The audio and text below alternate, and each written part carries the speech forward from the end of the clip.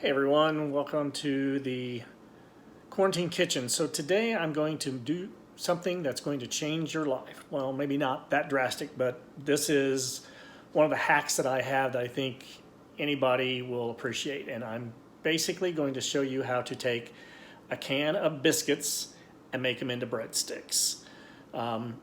Basically follow the same instructions on baking them that are on the can, but trust me, you'll probably never buy another breadstick from the store after you try this recipe.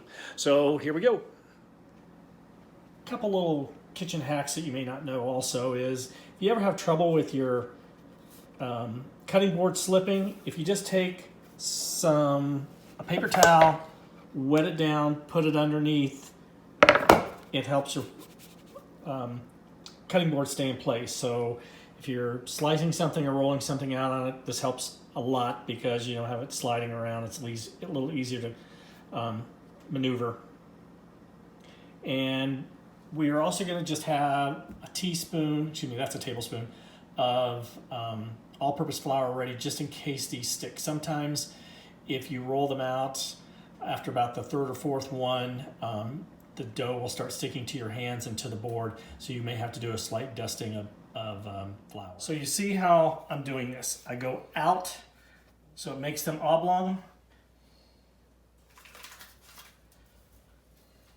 Once again, pinch, roll, a lot of pressure between your palms. Take them, put it on the cutting board, make the V, roll them out. It's that simple. So here you see the breadsticks. Now there's a couple things I'm going to do to this, and one of them I've not tried before, so we'll see what happens.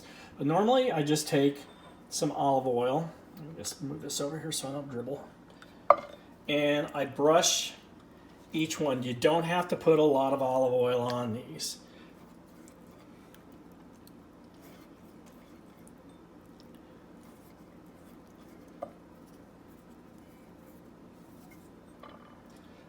So on two of these, I'm going to attempt to sprinkle Parmesan cheese over it.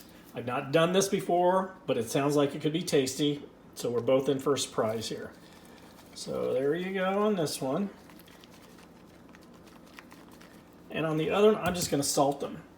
I just kind of like that. It brings out the flavor. So what you want to do is you want to bring the salt up high, because when you do that, it'll more evenly distribute it. So here we go, just back and forth. Yes, you're going to get salt everywhere, but this is how it goes. So we're going to put these in the oven for 13 minutes at 375 degrees. While we're doing that, we are going to make a dipping sauce. Now this is a half a stick of butter with about a teaspoon of garlic powder. What I'm going to do is I'm going to stick this in the microwave 15 seconds at a time, stir it until it completely melts. Don't put it in for 30 or 45 seconds because you will basically cause the butter to melt too quickly and it will kind of coagulate and separate. If you do it this way, it's a more clear butter and it helps the garlic immerse into the butter a little bit easier. Here we have the finished product on the dipping sauce. So it took about a total of 30 seconds to melt this, 15 seconds on each time. Take it out, stir it, and here is your final product. You can also use olive oil instead of butter, or a combination of both. I actually took the extra olive oil that I had from basting the breadsticks and added it to this. This has a really good taste and it's an excellent dipping sauce. Okay, here are the breadsticks fresh out of the oven. These two are the ones I used the Parmesan cheese. These two I just used the olive oil. But these are very, very good. You would be surprised. You may never buy breadsticks from the store again. These are probably pretty hot, but what I do is, just kind of tear them in half and dip them in the sauce. The reason I put Parmesan cheese on there is I have a friend, Nancy, that puts cheese on anything that does not move. Every time I talk to her on the phone, she's eating a piece of cheese. So I thought I'd try it with Parmesan cheese and see how it goes. They're probably going to be very good. So anyway, let me know if you try them. Give me some feedback.